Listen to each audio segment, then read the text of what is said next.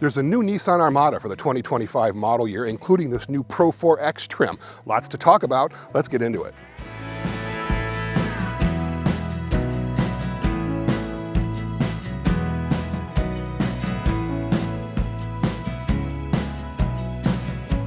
This is the first ever Pro 4X model for the Armada, and they've made quite a number of modifications to it.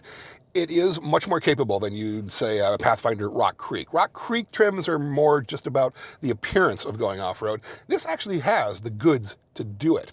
It starts with skid plates underneath. You've got skid plates protecting the radiator, the transfer case, and the fuel tank. So you've got a decent amount of underbody protection. The air suspension on this thing can also raise and lower the body of the vehicle, not the chassis. It's still only got a maximum of 9.6 inches of actual height because that's the lowest point on the chassis. That would be the rear suspension. But you can actually lift the body a little bit higher, up to 2 inches, and that's good for things like breakover angle and approach angles, things like that, trying to save the actual plastic bits of the body instead of getting them damaged on rocks that you might be going over or approaching. It rides on 20-inch all-terrain tires, which normally are a pretty good compromise between off-road ability and on-road quietness and refinement. But on a day like today, where we are here in Tennessee, where it is nothing but mud at the moment, you really kind of want mud terrain tires. If you're thinking of taking your Pro 4X Armada truly as an off-road machine, you're going to want to upgrade the tires probably to something a little bit more chunky, a little bit more mud terrain. It'll make it a little bit louder on-road, but it will make it probably a lot more capable off-road. You have probably the most significant change for the Pro 4X, however, is the locking rear differential. It comes into play in a couple of different drive modes, of which there are now 8 on the Pro 4X, including things like mud and ruts and other different drive modes as well to help you go through off-road obstacles a little bit more easily.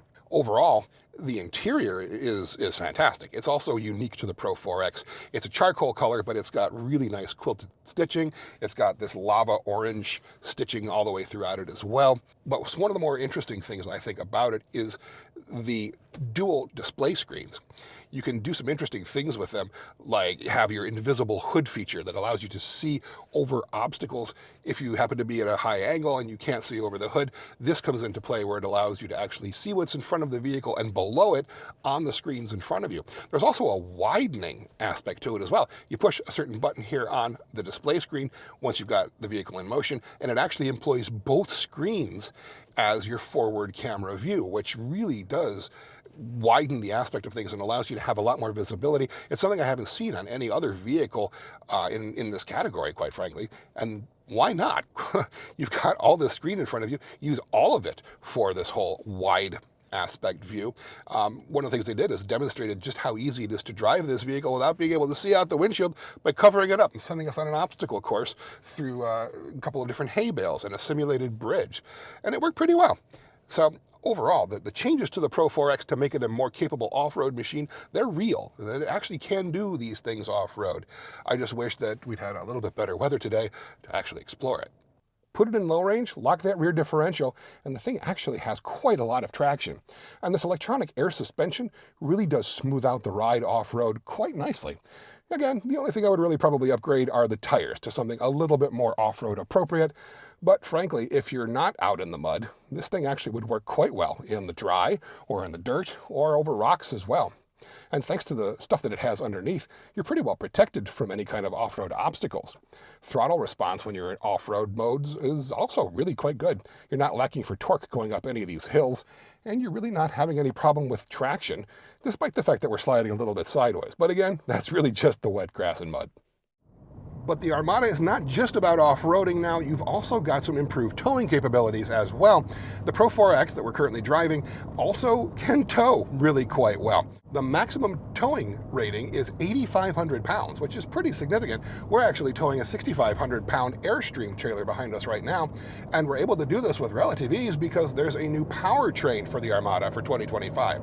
Gone is the old V8 engine, and in its place we now have a twin-turbocharged 3.5-liter V6. It's similar to the one that you'll find in the Nissan GTR, but it has been massaged and modified to make it more suitable for truck duties. It makes 425 horsepower and 516 pounds-feet of torque, which is a massive torque increase over the outgoing V8. But you've also got other things that really do help the Armada tow quite well. That adjustable air suspension, that definitely helps.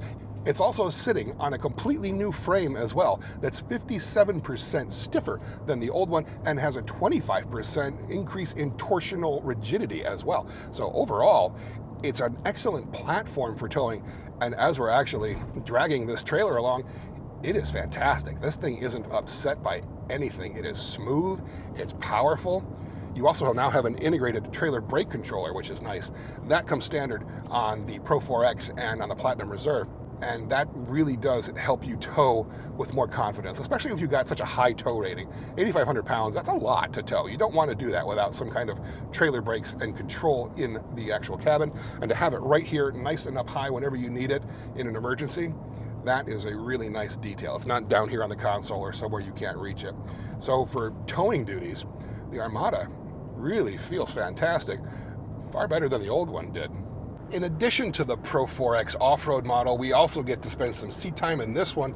This is the Platinum Reserve. This is the no-holds-barred, fully loaded, top trim luxury model, and I have to say, it's really nice in here. Now, this vehicle is platform shared equipment with the Infiniti QX80, but there's a key difference between the QX80 and the Nissan Armada. You have the same kind of screens up here. You've got these large dual screens. This one's your gauge cluster. This one is your touchscreen and multimedia system. But down here, you still have actual buttons and controls for things in the Nissan. You don't have that in the QX80. It's all touchscreen glass panels in the Infiniti. I vastly prefer this. They've still maintained actual hard buttons, knobs, controls, toggles for the things you use frequently. So obviously the transmission selector, but also a lot of the climate controls are still hard buttons.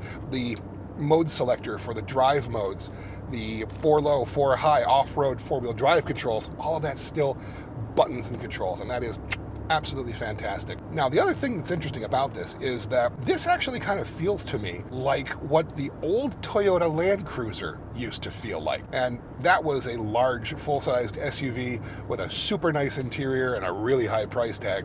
And when Toyota went to the new Land Cruiser, they downsized and they made it not quite as nice and not quite as expensive and not quite as luxurious. So I do wonder if maybe some people who really did enjoy the old style Toyota Land Cruiser wouldn't feel perfectly at home in here in the new Armada Platinum Reserve. It's that level of niceness and luxury.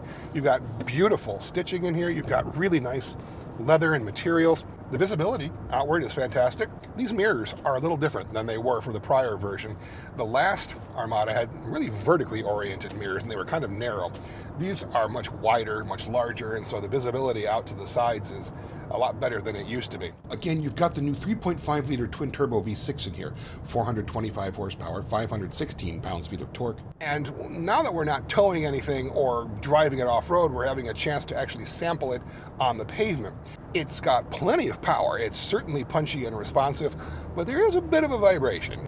It is a little bit coarser than you might expect from a vehicle at this price point. It's not, disturbing. It's not unpleasant, but you do feel the vibration through the wheel and through the seat and through the center console. It's not quite as smooth as it could be. That also might be that this is a pre-production vehicle and there's still a little bit of tuning left to do. We'll see when the actual production vehicles come out just how different they are from this one. It shouldn't be that different, but there might still be a little bit of tuning left to do. The other interesting thing about the new Armada is that dimensionally, it's not all that different on the outside than the old one. It's a little bit longer, a little bit wider. It rides on the exact same wheelbase. Inside, they've redone the packaging of the interior to the point where it's got a lot more room in every row, really. The second row now slides fore and aft so that you can have a lot more room in the third row than you did before. That was one of the issues with the most recent Armada, was that when it went from the Nissan Titan platform to the international Nissan Patrol platform, it lost a lot of that third row room. You've still got a tighter third row than you might find in some other large SUVs, but it's a lot more usable in terms of that third row leg room than you had before. There's plenty of room up front, tons of headroom as well, even with this panoramic moonroof above me. Overall, it's just super comfortable, spacious, easily usable. The seats have also been redesigned to have a much better flat loading floor when you put all of the seats down than it did before. And that's certainly an advantage over competitors like the Toyota Sequoia, which has that hybrid drivetrain that has all the batteries in the far back and a live axle. So you really have this tiered effect in the Sequoia. You don't have that in the Armada. It's much more usable for, well, Costco runs than say the Sequoia is. I think what really strikes me, though, is just the refinement that we have here. Despite the little bit of vibration from the powertrain, there's no wind noise in here really at all. Very little road noise, even with these super large wheels and tires on this Platinum Reserve model. You're not getting a harsh ride in the slightest. That's partially due to the electronic active suspension and the air springs at all four corners on this model. But again, it feels like a luxury SUV. It's certainly priced like one, so it should feel this good. The premium audio system in here is a Klipsch audio system, which is a name that not a whole lot of people really remember, but it's an old name in terms of premium high-fidelity audio systems. There are only 12 speakers in this car, but they are 12 very well-placed, very well-tuned speakers. I mean, you see what you'll get in some competitors. I mean, the Cadillac Escalade has something like 30-something speakers now, which is quite extraordinary. But what Nissan's been able to achieve with just 12 in here is exceptional. The sound quality is fantastic. I won't turn it on for you now because it really won't make a difference if you're watching this on your phone. But trust me, if you get a chance to sit in one and actually give it a try, it really does sound fantastic, even with just a 12-speaker 600-watt audio system. Nissan says that the SL trim grade is going to be their most popular trim grade, most likely, but there's a bet out among some of the Nissan staffers that say that they think the new Pro 4X is going to turn out to be the most popular version of the new Armada, and I could see that happening, given its mixture of really nice interior appointments, very smooth ride, given its larger all-terrain balloon-style off-road tires as opposed to the low-profile ones on these. I could see the Pro 4X being the really go-to version of the Armada.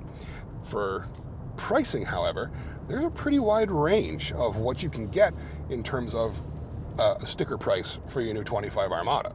So how much does the new 2025 Nissan Armada cost? Well, there are 5 trim levels to choose from, and the least expensive, being the SV, will start at about $57,000, including a dealer destination fee.